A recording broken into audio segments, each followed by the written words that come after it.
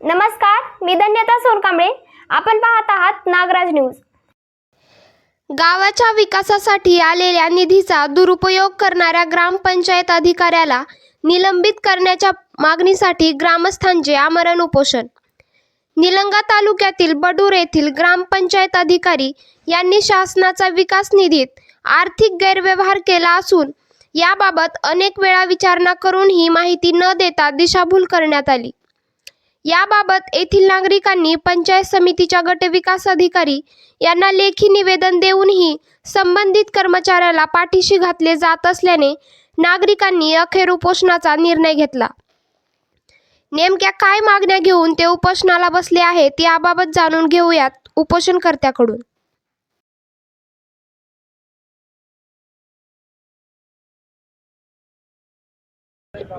नमस्कार. आज आपण पोहोचलेलो आहोत निलंगा पंचायत समितीच्या आवारामध्ये.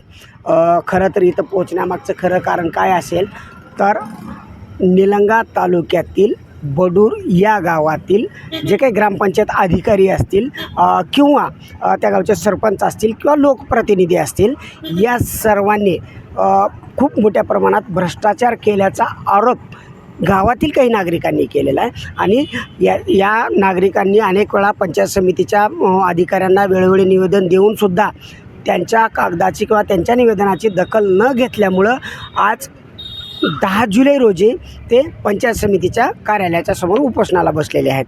आणि त्यांच्या काय मागण्या आहेत, काय विषय आहेत, एकंदरीत या सर्वाच्या बाबतीत आपण आज त्या कर्त्याच्याकडूनच आपण जाणून घेणार आहोत. नमस्कार, नागराज न्यूजमध्ये तुमचं स्वागत आहे.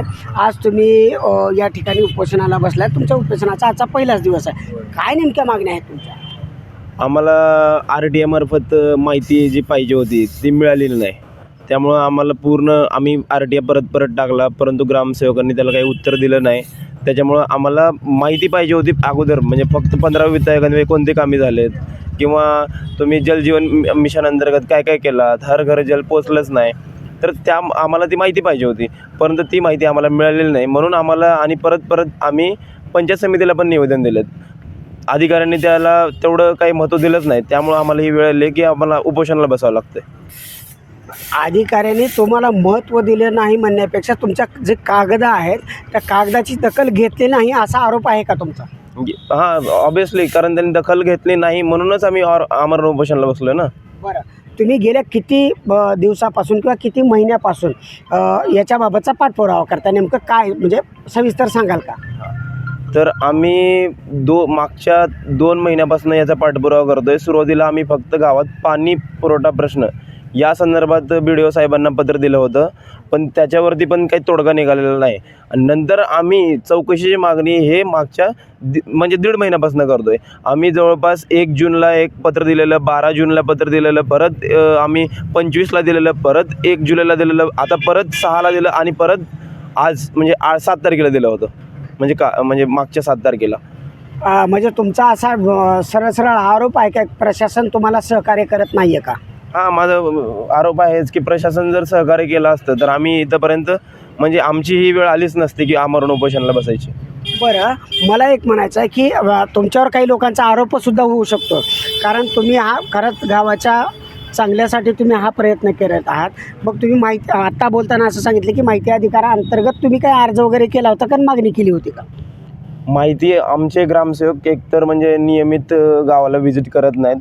त्यामुळं आम्ही त्यांना पत्र जेव्हा द्यायचा प्रयत्न केला तेव्हा ते गावात नव्हतेच. त्यामुळं आम्ही पंचायत टपालमार्फत त्यांना म्हणजे पत्र पाठवलं आहे, परंतु त्यांचं असं म्हणणं आहे की ते पत्र त्यांच्यापर्यंत पोचलंच नाही.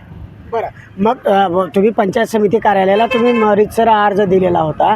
पंचायत समिती कार्यालयाकडून तुम्हाला काय म्हणजे तसं रीतसर काही पत्र किंवा सूचना विनंती वगैरे असं काही करण्यात आली होती का? काय नाही, म्हणजे आम्ही जेव्हा ते आमच्याकडनं RTIचा हे अर्ज घेत नव्हते तेव्हा आम्ही म्हणलं की आम्ही पंचायत समितीमधनं पाठवू. मग पंचायत समितीवाले म्हणतात की त्यांच्याकडे गेलं आहे, बट ग्रामसेवक असं सांगतो की आम्हाला की मला पत्र पोचलेलं नाही. बरं, पंचायत समितीकडून तुम्हाला असं काय म्हणजे पत्र वगैरे काही आले का? तुमचा अर्ज प्राप्त झाला आहे किंवा संबंधित असं काही तुम्हाला पत्र वगैरे आलेलं आहे? तर पंचायत समितीमार्फत आम्ही निवेदनं केल्यानंतर मागच्या 3 जुलैला जेव्हा मी 2 जुलैला उपोषणाचा इशारा दिला, म्हणजे उपोषणाचं पत्र 2 जुलैला टाकलं, तेव्हा 3 जुलैला माझ्याकडे चौकशीसाठीचा म्हणजे विस्तार अधिकारी त्यांनी आडे काहीतरी नेमले होते, परंतु ते 8 दिवस झालं त्याला पण कोणताही रिस्पॉन्स आलेला नाही. त्यामुळं आम्हाला ही वेळ आलेली आहे. म्हणजे आता तुमचा नेमका आरोप पंचायत समितीवरती आहे की संबंधित ग्रामपंचायतचे अधिकारी किंवा सरपंच यांच्यावर? तर नेमका तुमचा आरोप कुणावर आहे? आता सुरुवातीला तर आमचा आरोप ग्रामसेवकवरच असेल ना, आणि पुढे जे आहे की पंचायत समिती पण त्या बाबतीत एवढी काही तत्पर झालेली नाही, दखल घेतलेली नाही आमची.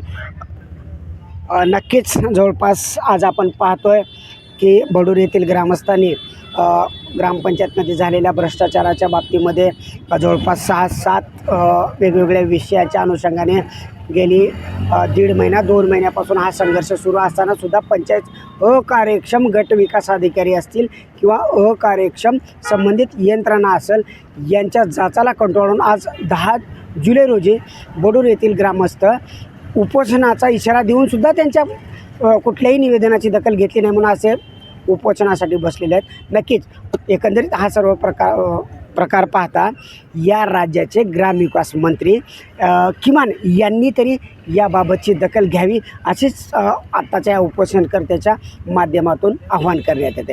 नक्कीच मी या राज्याचे मुख्यमंत्री असतील किंवा 2 उपमुख्यमंत्री असतील किंवा ग्रामविकास मंत्री असतील यांना आमच्या नागरा चॅनलच्या वतीने एवढीच विनंती आहे की खरंच हा जो प्रकार घडतो एखादा सामान्य नागरिक किंवा एखादा ग्रामीण भागातला एखादा नागरिक किंवा अनेक नागरिक उपोषणाला बसण्यापर्यंत का पोहोचतात याची सखोल चौकशी करण्याचं छोटंसं कष्ट या राज्याचे मुख्यमंत्री किंवा संबंधित ग्रामविकास मंत्री हे घेतील का, एवढंच या ठिकाणी बोलतो.